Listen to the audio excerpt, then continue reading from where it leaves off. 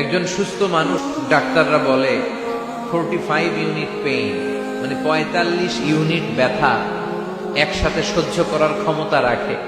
ব্যথার মাত্রা যদি এর চেয়ে বেড়ে যায় তাহলে লোকটা হয় বেহুশ হয়ে যাবে, নয় মরে যাবে। আমাকে আর আপনাকে আমার মা যেদিন ডেলিভারি দিয়েছিল, যেদিন আমরা ভূমিষ্ঠ হয়েছিলাম, সেদিন আমার আর আপনার মা 45 নয় 57 ইউনিট প্লাস 57 ইউনিটেরও বেশি ব্যথা ওই দিন সহ্য করেছিল। যেই ব্যথাটা কোনো সড়ক দুর্ঘটনায়, কোনো অ্যাক্সিডেন্টে আপনার শরীরের 20টা হাড়, 206টা হাড়ের মধ্যে থেকে 20টা হাড় বা হাড়টি একসাথে টাস টাস করে ভেঙে গেলে যত ব্যথা, তার চেয়েও বেশি ব্যথা। চিল্লায় বলেন আল্লাহু আকবার। এজন্য আল্লাহ বলে, খবরদার মায়ের সাথে খারাপ আচরণ করো না। 3 কারণে বাবার চাইতে মায়ের মর্যাদা বেশি। এক হলো হামালাতু, বাবা তোমারে পেটে ধরে নাই, পেটে ধরেছে কে? 2 নাম্বার ওয়াহানানা আলা ওয়াহান, ব্যথা জ্বালা যন্ত্রণা বাবা তোমার জন্য সহ্য করে নাই, করেছে কে? 3 নাম্বার ওয়াফিসালুহু ফি আমাইন, 2 বছর বাবা তোমারে দুধ খাওয়ায় নাই, দুধ খাওয়ালো কে? বিষ্ণু বললেন, লাউ কাতালতা জিলদাক, তোমার এই চামড়া কেটেও যদি মায়ের পায়ের 2টা জুতা বানিয়ে দাও, ওই যে 2 বছর দুধ খেয়েছো, ওই দুধের 1 ঢোক দুধের শোধ কি আদায় হবে? মায়ের এক ধার দুধের দাম, কাটিয়া গায়ের চাম, পাপোশ বানাইলে ঋণের শোধ হবে না। এমন দরদি ভাবে কেউ হবে না আমার মা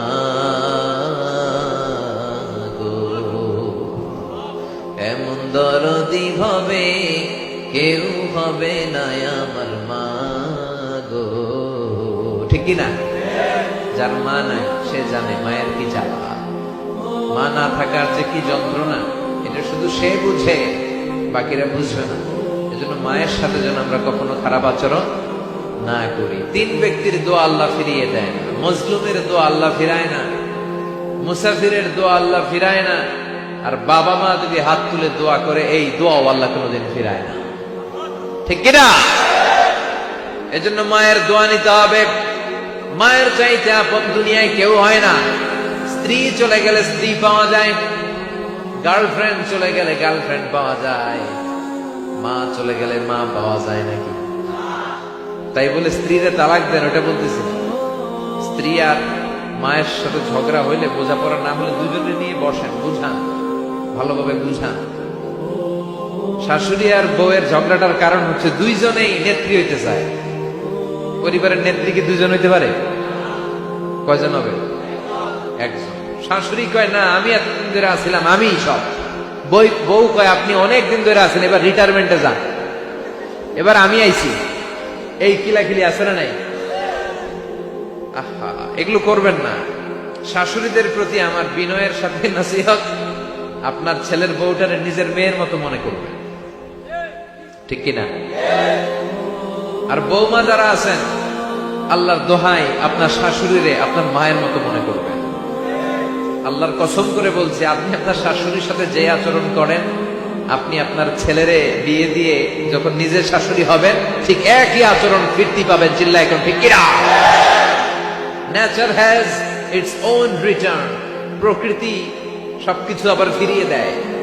আপনি আপনার শাশুড়ির সাথে যা করবেন, আপনি শাশুড়ি হলে আপনার কলিজার টুকরা ছেলের বউটা আপনার সাথে তাই করবে। এজন্য খবরদার, মায়ের সাথে খারাপ আচরণ করা যাবে। ওগো মা, তুমি এই ধরনের শ্রেষ্ঠ নেয়ামত, তোমারই পদতলে রয়েছে জান্নাত। ওগো মা, তুমি এই ধরনের শ্রেষ্ঠ নেয়ামত, তোমারই পদতলে রয়েছে জান্নাত। মায়ের পায়ের নিচে জান্নাত। সুবহানাল্লাহ পড়ে। এই দুনিয়াটা যদি কয়েকশো বার বিক্রি করে দেই, ওই বিক্রির টাকা দিয়ে জান্নাতের একটা চেয়ারের দাম হবে কি? এই দুনিয়াটাকে কয়েক লক্ষ বার বিক্রি করলে যে দাম পাওয়া যাবে, ওই দাম দিয়ে জান্নাতের একটা টেবিলের দাম হবে কি?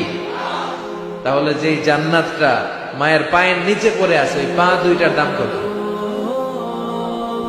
সুবহানাল্লাহ পড়বেন না? মায়ের কথার উপরে কোনো কথা বলবেন না।